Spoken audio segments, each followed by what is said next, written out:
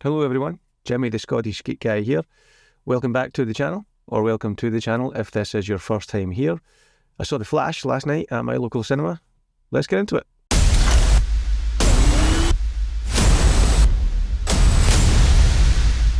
I'll try and stay spoiler free in this review. I won't really talk about anything that they haven't shown in the trailers, but as always, if you want to go into this movie completely clean, completely fresh, pause this, go watch the movie, come back, watch this, and let me know in the comments if you agree with my thoughts. Directed by Andy Muschietti, apologies if I'm butchering the pronunciation of that name.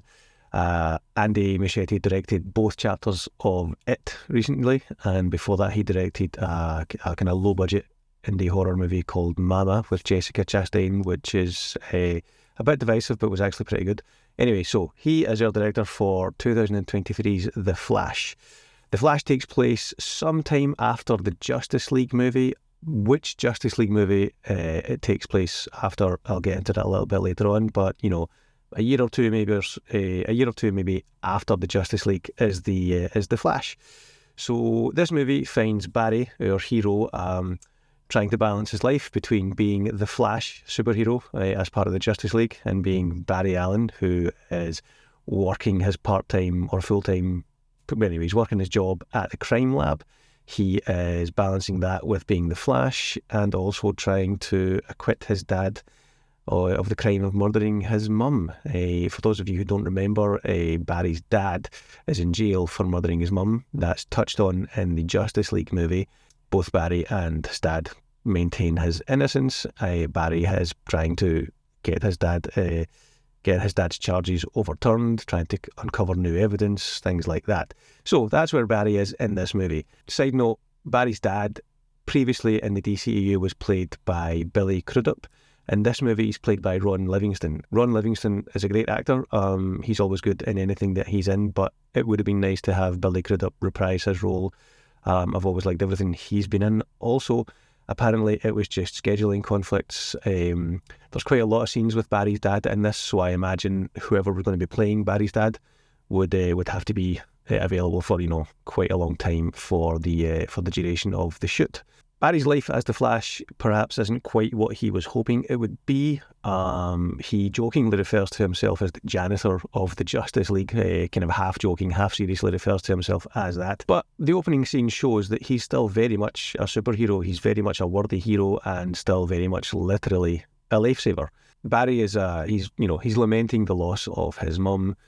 Through a series of events, he realises that he can go back in time and potentially change the events of the past just a little bit in order to prevent his mum from being killed. So Barry does that and, goes sideways. That sets up the central plot of the movie, which involves a whole host of characters. We've got Ben Affleck's Batman. We'll have Michael Keaton's Batman making a return. We have General Zod from Man of Steel. Again, that's shown in the trailer. We have Supergirl, not Superman, Supergirl. Again, all of this is in the trailer, and everyone does quite well. The first thing I want to talk about is the tone of this movie. I think they absolutely nailed it. Tone is a difficult thing for movies, and sometimes it's something that can it can derail a movie like without any chance of recovery. The tone of this movie, I think, is spot on. It's funny, but it's also serious.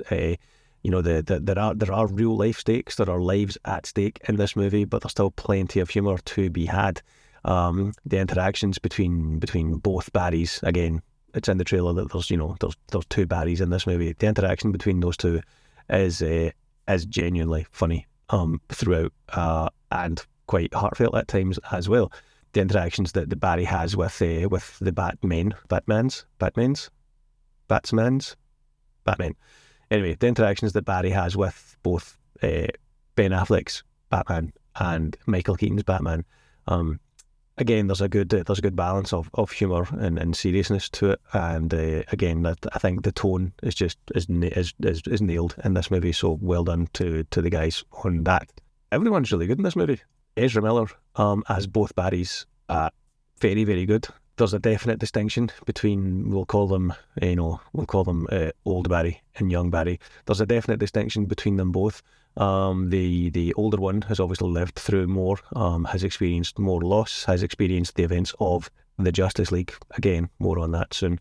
So he's a little more world weary and a little less jokey, perhaps. Whereas younger Barry, as well as having a different haircut and being, literally younger, at least in the continuity of the movie, he's a bit more of a slacker, a bit more of a joker. But again, their interactions with each other, they play off each other quite well, which is insane because it's the same actor playing both parts. Ben Affleck's Batman, who it's kind of an extended cameo. Again, I've always liked him as Batman, and he does a good job here. There's a little bit of him in action as Batman, and a little bit of dialogue and of interaction with him as Bruce Wayne. It's really nice to see him do that as well, again, because I did like Batfleck. He might be my favourite Batman. Michael Keaton. To see Michael Keaton back in the Batsuit is amazing. It's I didn't see any of the Michael Keaton movies in the cinema. They were slightly, not before my time, but I don't remember seeing them in the cinema. I think my first Batman cinema experience would have been the Val Kilmer Batman, which is I think why that holds a special place in my heart. But obviously a fan of the Michael Keaton Batman movies, so to see him back in the Batsuit was really quite something special. His Batman being distinctly different from Ben Affleck's Batman. They've been through different experiences. It's the multiverse. It's a different timeline. There's a little bit of an arc to him, and it almost feels like this is a potential closer to his Batman arc, to his character arc that started way back in 1989, then again in 91, and then nothing for 20 odd years. And now he's back as Batman, and his role is more than a cameo. He is a very much a supporting character in this movie, and it's great to see him back in the suit and back in action. And as much as this is a bit of an ensemble movie, this movie really rests on the shoulders of Ezra Miller, and they do a great job. Both Barrys carry the movie. There's a lot of emotional weight to the performances, especially to present day Barry, to the Barry that we know and that we've seen in the Justice League movie. He carries a lot of heft and emotion on his shoulders, and their performance is pretty phenomenal. The interactions between both Barrys is flawless. The CGI, the facial placement, or split screens, or I don't know which techniques they used. Probably a combination of all of them, but it really is seamless. It's flawless between young Barry and old Barry. Ezra Miller's performance is the key here. Take the controversy out of the scenario. Ezra Miller is great in this movie.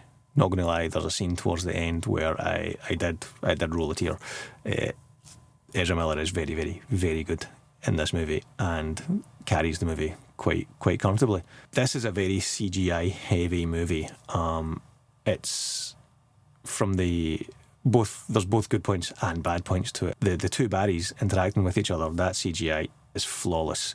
The opening scene where we see Barry doing his speed running thing, that's quite exhilarating. That looks quite amazing. Where the CGI falls a little bit flat is when it comes to the digital versions of the characters, and especially the faces of these digital characters. It's not quite 100%. I don't know what 100% would look like, but it didn't look like this. It kind of reminded me of like the digital Neo and the digital Agent Smith from The Matrix Reloaded, which was 20 years ago. Yeah, it wasn't amazing. Now, it doesn't make the movie bad, but it does take you out of it a little bit. The CGI, it just isn't 100% in certain places. The rest of the movie, the rest of the CGI, as I said, is quite good, but there are a few moments where it falls short of perfect. Hard to achieve. I understand that. No disrespect to the many thousands of artists who worked on it, but as a viewer, it just didn't quite hit 100% for me. So I saw The Flash at my local Cineworld, Glasgow Silverburn, and I saw it in the IMAX screen there, and that's marketed as Scotland's first IMAX with laser. I've saw a few movies in that screen before, and it always is impressive. But in this movie especially, it's very, very impressive. It's such a big, bright, crisp screen. And I believe that this movie, The Flash, was actually filmed for IMAX, at least for digital IMAX screens. And it sort of fills the frame from top to bottom. It fills that massive screen in IMAX. And it looks and sounds amazing.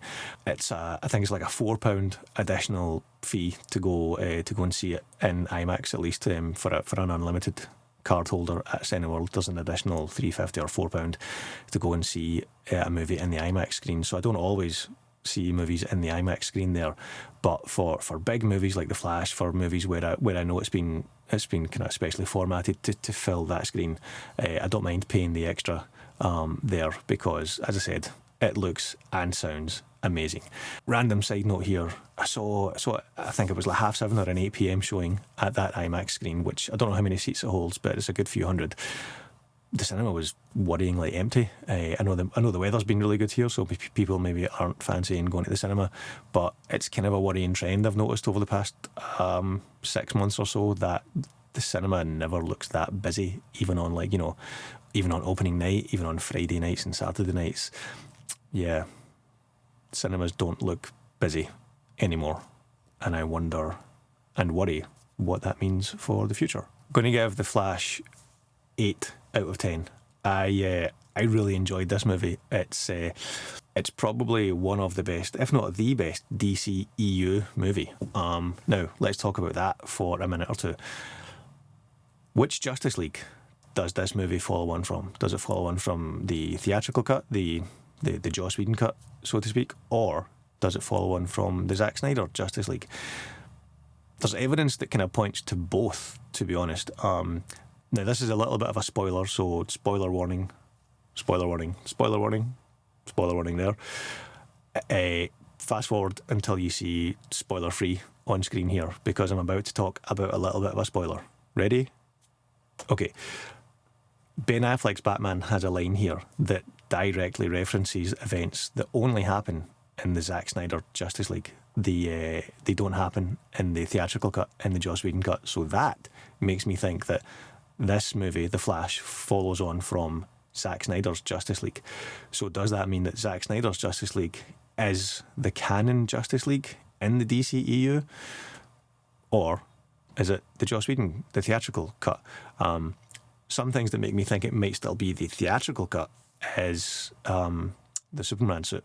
It's the traditional, red and blue. It's not the black one that we see in Zack Snyder's Justice League.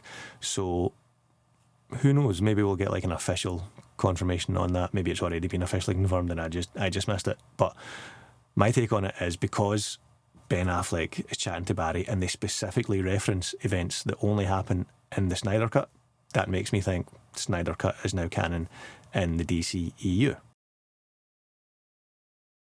Speaking of the DCEU, it's a shame that 10 years and something like 13 movies in, it feels like they've finally cracked the code and kind of got the formula right, that this movie, The Flash, is good.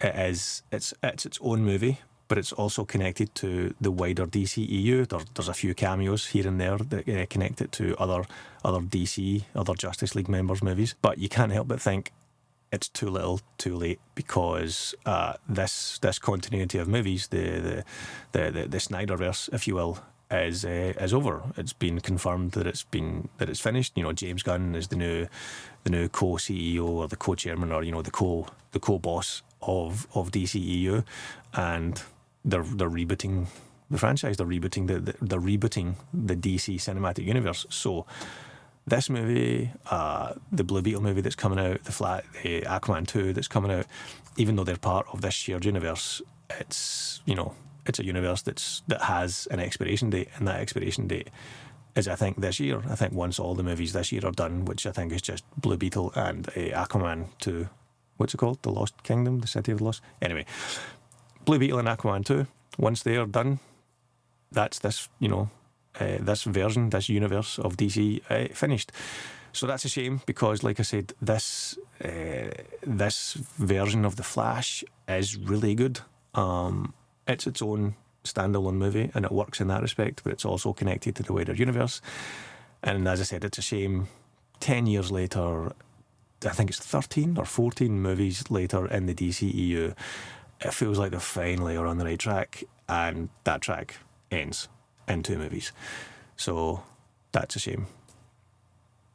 Anyway, as I said, given this movie 8 out of 10, very much enjoyed it. Ezra Miller is fantastic in it. The story is very, very good. It's quite emotional. I shed a tear at one scene.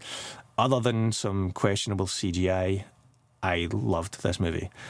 And it's a shame that this version of The Flash and, the Snyderverse and whatnot is coming to an end. That's us, folks. Hope you enjoyed the movie. If you want to see more, let me know in the comments below. You can always smash that like button, subscribe, notify, hit the bell, all that jazz. And I'll catch you on the next video.